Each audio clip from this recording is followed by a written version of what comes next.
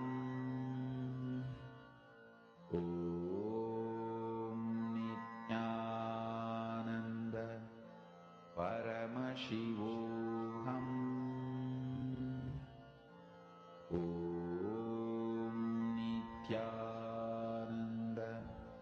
Paramashivoham.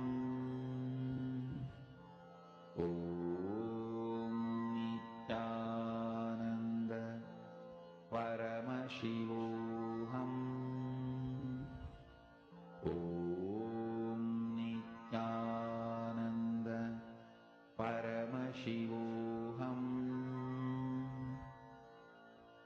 Om Nityananda Paramashivoham. Om Nityananda Paramashivoham.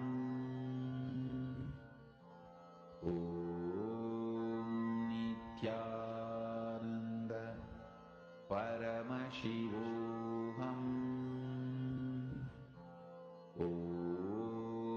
Nityananda Paramashivoham.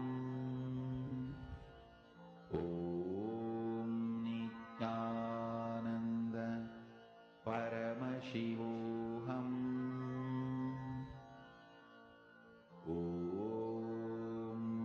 Nityananda Paramashivoham.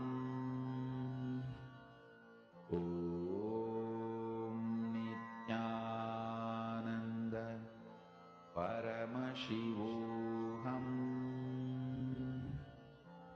Om Nityananda Paramashivoham. Om Nityananda Paramashivoham. Om Nityananda Paramashivoham. Om Nityananda Paramashivoham. Om Nityananda Paramashivoham. Be in the space of Paramashiva. Keep your complete awareness, your complete attention on the manifestation of Paramashiva. Whatever happens externally is his job. Whatever you are holding as the base for the cognitions coming up is your job. Hold yourself established in the oneness space, that space dimension of the cosmos. On what is the manifestation happening? Be established there. How and when the manifestation happens, leave it for Paramashiva to decide. The Mahavakya is a very important component. Make sure you are vibrating your entire being with the Mahavakya and listening to yourself chant the Mahavakya. That witnessing consciousness, moving from being within the body to perceiving yourself as owning the body, as having the body. That perception comes when you start listening to yourself chanting the Mahavakya within you.